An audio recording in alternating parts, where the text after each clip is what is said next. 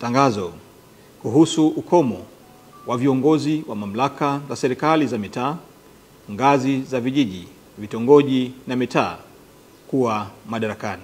Kwa kuwa kanuni ya 21 ya tangazo la serikali namba 572 ya tarehe 12 Julai 2024 na kanuni ya 22 ya tangazo la serikali namba 571, 573 na 574 ya tarehe 12 mwezi Julai mwaka 2024 zinatoa ukomo wa kuwa madarakani kwa mwenyekiti wa kijiji, wajumbe wa halmashauri ya kijiji, mwenyekiti wa kitongoji, mwenyekiti wa mtaa na wajumbe wa kamati ya mtaa katika mamlaka za wilaya, miji na mamlaka za miji midogo siku 7 kabla ya siku ya kuchukua fomu za kugombea uongozi, ili kuweka mazingira yatakayowezesha uchaguzi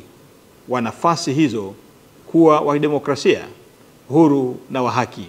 Hivyo basi, kwa kuzingatia matakwa ya sheria ya serikali za mitaa sura namba 287 na sura namba 288 na kanuni za uchaguzi wa serikali za mitaa ya mwaka 2024, na kwa kuzingatia marekebisho yaliyofanyika katika ratiba ya matukio ya uchaguzi wa serikali za mitaa na kutangazwa tarehe 15 mwezi Oktoba 2024, ambayo yameainisha kuwa fomu za kugombea nafasi za uongozi zitaanza kutolewa tarehe 26 mwezi wa 10 mwaka 2024 hadi tarehe 1 mwezi wa 11 mwaka 2024.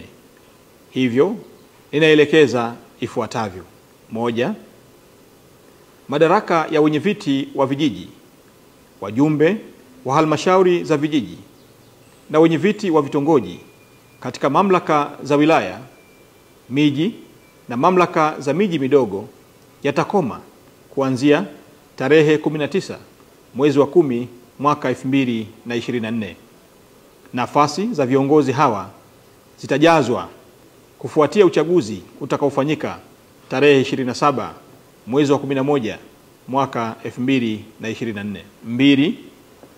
Madaraka ya wenyeviti wa mitaa na wajumbe wa kamati za mitaa katika mamlaka za miji yatakoma kuanzia tarehe 19 mwezi wa 10 mwaka 2024.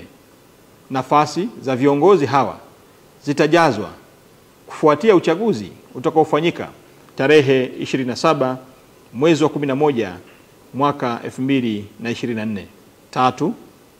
Majukumu yote ya utendaji katika kijiji au mtaa yataendelea kutekelezwa kwa mujibu wa sheria na maafisa watendaji wa vijiji au mitaa kwa kushirikiana na maafisa watendaji wa kata husika. 4.